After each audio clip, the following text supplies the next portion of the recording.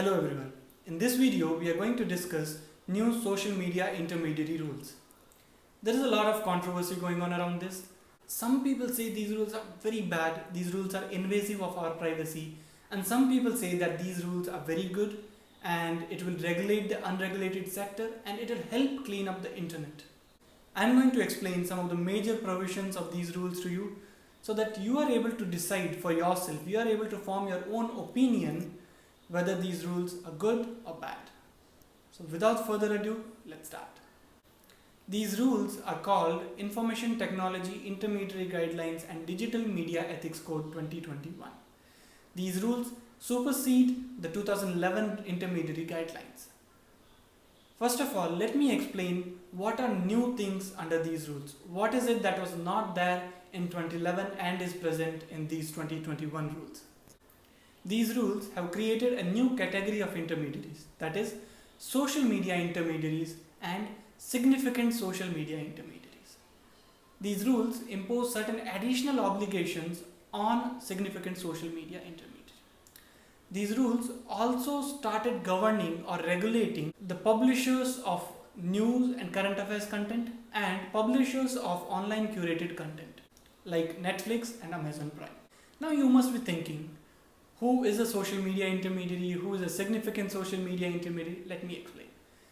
Social media intermediary is an intermediary which basically primarily or solely enables two or more users to interact with each other. That is a social media intermediary.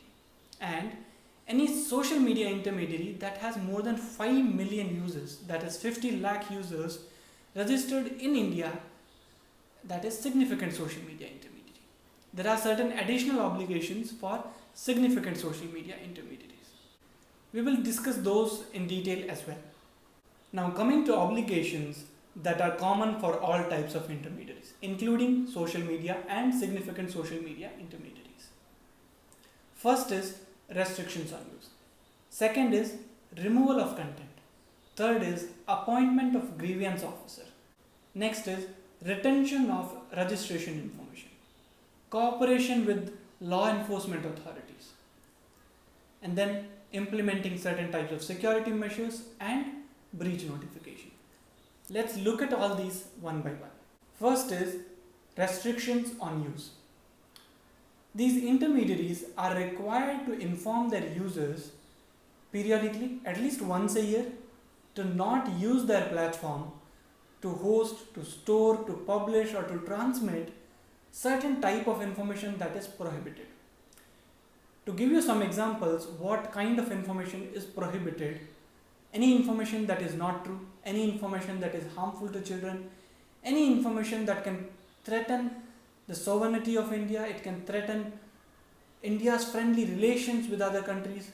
That kind of information should not be stored, published, transmitted through any intermediary's platform, and it is responsibility of the intermediary to inform these users.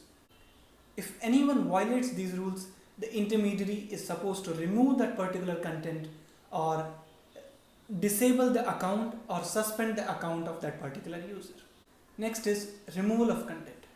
Like I told you, these intermediaries are supposed to remove access to a particular kind of content, prohibited content, and take that down whenever they receive an order from authorities. Next is retention of information. An intermediary is supposed to retain the registration information of its user for 180 days. For example, if you sign up at Facebook, if you create an account with Facebook, delete that account in some time, the intermediary, the Facebook, will be required to keep your information, the registration information, for 180 days. Next is cooperation with law enforcement authorities. If an intermediary receives an order from law enforcement authorities, the intermediary is supposed to cooperate and give proper information to the law enforcement authorities within 72 hours of receiving such an order. This is applicable in case of investigation of any crime or cyber security incidents. Next is grievance officer. These intermediaries are supposed to appoint a grievance officer who will receive complaints from users or anyone else and address those complaints within a particular time frame. A grievance officer is supposed to acknowledge the complaints within 24 hours and is supposed to resolve the complaints within 15 days. Next is implementation of security measures. These intermediaries are supposed to implement certain type of security measures to protect the information that is there with them. More details about what kind of security should be implemented is given under Information Technology Reasonable Security Practices and Procedures and Sensitive Personal Information Rules 2011. Last is breach notification. These intermediaries are supposed to notify CERT authorities whenever there is a security incident according to the CERT rules, also known as the Indian Computer Emergency Response Team and Manner of Performing Functions and Duties 2013. We just understood most of the basic obligations of these intermediaries. Now coming to the additional obligations of these significant social media intermediaries. These significant social media intermediaries are required to first appoint a senior employee as Chief Compliance Officer. Second, a nodal contact person. Third, a resident grievance redressal officer. A Chief Compliance Officer is responsible for ensuring compliance with Information Technology Act and the rules framed under IT Act. The nodal contact person is responsible for cooperating with law enforcement authorities 24/7. The resident grievance redressal officer, as we discussed earlier, is required to receive complaints from users or other people and resolve those complaints within a particular time frame. Another additional obligation for these significant social media intermediaries is to publish a report every month, and that report should contain the details of the complaints received and the actions taken by the intermediary. Now next is one of the most controversial provision of these rules, which is the obligation to identify the first originator of a message. This obligation is there on the intermediaries, significant social media intermediaries that primarily provide messaging services like Facebook or WhatsApp. These intermediaries are supposed to find the first originator of information and provide that information to law enforcement authorities when they are asked to do so. WhatsApp has raised objections against this clause. WhatsApp says that their messages are end-to-end encrypted, and that is why it will not be possible for them to find out who is the first originator. This provision is invasive of privacy. That is what the WhatsApp says.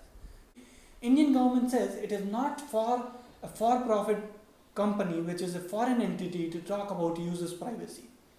Also, the government has said that companies like Facebook, they share data with marketing companies for marketing purposes, and here what the government is asking to do is not share the content of the messages but only the identity of the first originator of the message to identify and detect crimes and to prevent them.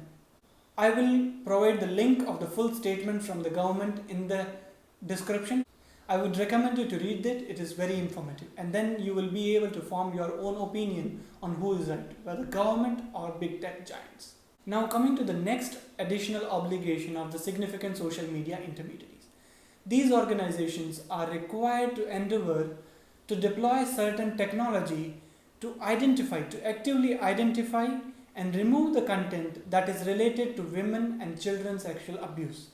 The significant social media intermediaries are also required to have a physical contact address published on their website where authorities or even the users can communicate with the significant social media intermediaries. This address must be in India. These intermediaries should also enable users to voluntarily verify their accounts, and it should show a visible verification mark, something like this.